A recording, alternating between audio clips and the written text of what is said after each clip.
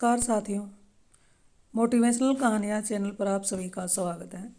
आज फिर मैं सरोजमान एक नई कहानी के साथ आपके सामने उपस्थित हूँ और कहानी हम आज करने वाले हैं अकबर और बीरबल के किस्सों से संबंधित रहेगी। और कहानी का नाम है जब बीरबल बच्चा बना। एक दिन बीरबल राज दरबार में देर से पहुँचा। जब बादशाह ने देरी का कारण पूछा तो वह बोला, मैं क्या करता हुजूर, मेरे बच्चे आज ज़ोर ज़ोर से रोकर कहने लगे कि दरबार में न जाऊं। किसी तरह उन्हें बहुत मुश्किल से समझा पाया कि मेरा दरबार में हाजिर होना कितना ज़रूरी है। इसी में मुझे काफ़ी समय लग गया और इसलिए मुझे आने में देर हो गई। बादशाह को लगा कि बीरबल बहानेबाजी कर रहा है। बीरबल के इस उत्तर से बादशाह को तसल्ली नहीं हुई। वे बोले, मैं तुमसे सहमत नहीं हूँ। किसी भी बच्चे को समझाना इतना मुश्किल नहीं जितना तुमने बताया। इसमें इतनी देर तो लग ही नहीं सकती। बीरबल हंसता हुआ बोला, हुजूर, बच्चे को गुस्सा करना या डपटना तो बहुत सरल है, लेकिन किसी बात को विस्तार से समझा पाना बेहद कठिन। अकबर बोले, मूर्खों जैसी बात मत करो। मेरे पास कोई भी बच्चा लेकर आओ, मैं तुम्हें दिखाता हूँ कि कितना आसान है यह काम।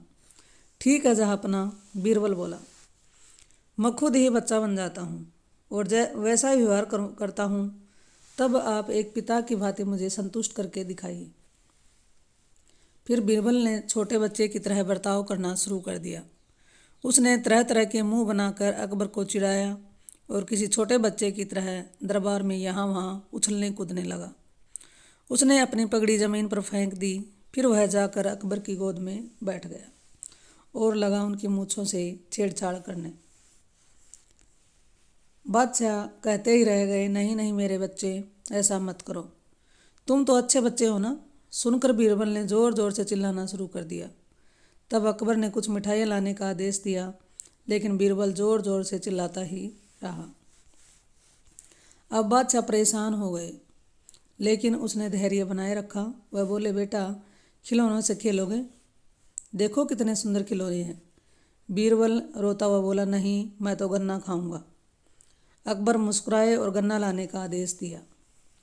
थोड़ी देर में एक सैनिक कुछ गन्ने लेकर आ गया, लेकिन बीरबल का रोना नहीं थमा। वह बोला, मुझे बड़ा गन्ना नहीं चाहिए, छोटे छोटे टुकड़ों में कटा गन्ना दो। अकबर ने एक सैनिक को बुलाकर कहा कि यह एक गन्ने के छोटे छोटे टुकड़े कर दो। यह देखकर बीरबल और जोर से रोता हुआ बोला, नहीं, सैनिक गन्ना नहीं काटेगा, आप खुद काटें इसे। अब बादशाह का मिजाज बिगड़ गया, लेकिन उनके पास गन्ना काटने के अलावा और कोई चारा न था, और करते भी क्या, खुद अपने बिछाए जाल में फंस गए थे वह। गन्ने के टुकड़े करने के बाद उन्हें बीरबल के सामने रखते हुए बोले, अकबर, लो इसे खा लो बेटा। अब बीरबल ने बच्चे की भांति मचलते हुए कहा, नहीं, मैं तो पूरा गन्ना ही खाऊंगा। बादशाह ने एक साबुत गन्ना उठाया और बीरबल को देते हुए बोले, लो पूरा गन्ना और रोना बंद करो।